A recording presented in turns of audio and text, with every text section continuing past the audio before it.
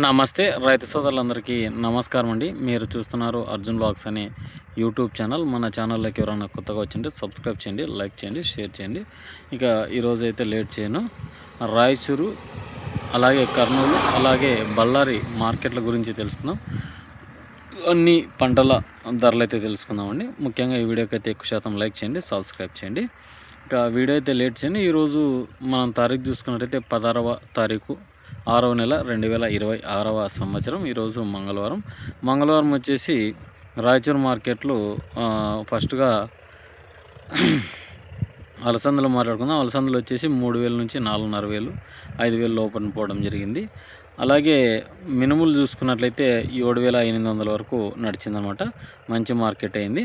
అలాగే వేరుశనగలు చూసుకున్నట్లయితే అంటే పల్లికాయలు 7,800 వరకు నడిచింది. కొన్ని క్వాలిటీలు 7,200. అలాగే వరి వచ్చేసి అంటే వడ్లు 2,400, 2,500 అయితే నడిచిందనమాట. మంచి క్వాలిటీవి. అలాగే పప్పు శనగలు చూసుకున్నట్లయితే 5,600 నుంచి 5,900, 6,000 వరకు నడిచిందనమాట. అలాగే కందులు చూసుకున్నట్లయితే 6,700 నుంచి 7,800, 7,600 నడిచిందనమాట. కందులు ఒక 100 రూపాయలు రైజ్ అయినట్లు కనిపించింది. అలాగే పత్తి ధర చూసుకున్నట్లయితే 9,400 అయితే టాప్ అయింది. కొన్ని ఏరియాలలో అక్కడ 8,000 నుంచి స్టార్ట్ అయ్యి ట్రేడింగ్ 9,000, 9,500 అయితే నడిచిందనమాట. ఇక మొక్కజొన్నలు చూసుకున్నట్లయితే 1,850 రూపాయలు అయితే టాప్ అయింది ఈరోజు. ఇక గ్రీన్ గ్రామ్ వచ్చేసి అంటే మనం చూసుకోవచ్చు. గ్రీన్ గ్రామ్ వచ్చేసి ఇక్కడ వచ్చేప్పటికి 5,900 అయితే నడిచిందనమాట. అంటే పెసర్లు, గ్రీన్ గ్రామ్ అంటే పెసర్లు అనమాట. అలాగే ఈరోజు పాలిష్ ధర అయితే 5,400 అయితే నడిచిందనమాట. ఇంకా కర్నూలు వ్యవసాయ మార్కెట్లో గురించి మాట్లాడుకుంటే పూల విత్తనాలు వచ్చేసి 4,500 నడిచింది. అలాగే పల్లికాయలు వచ్చేసి 7,600 అంటే బుడ్డలు, వేరుశనగ బుడ్డలు. అలాగే పప్పు శనగలు చూసుకున్నట్లయితే 5,900 నడిచింది.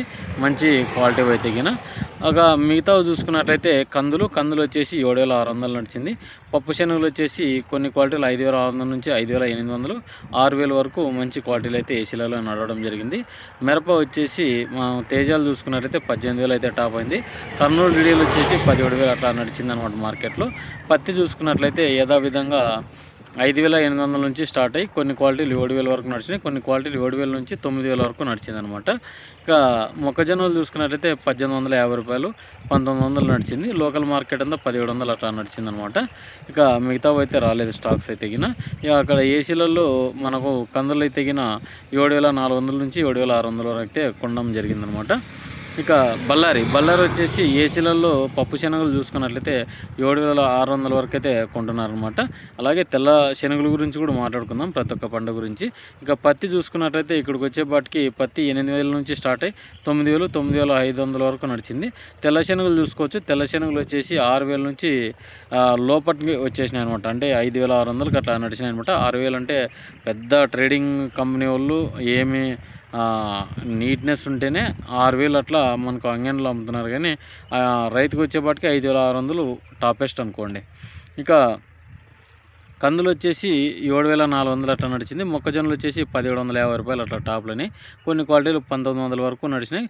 బెస్ట్ క్వాలిటీలు అనమాట.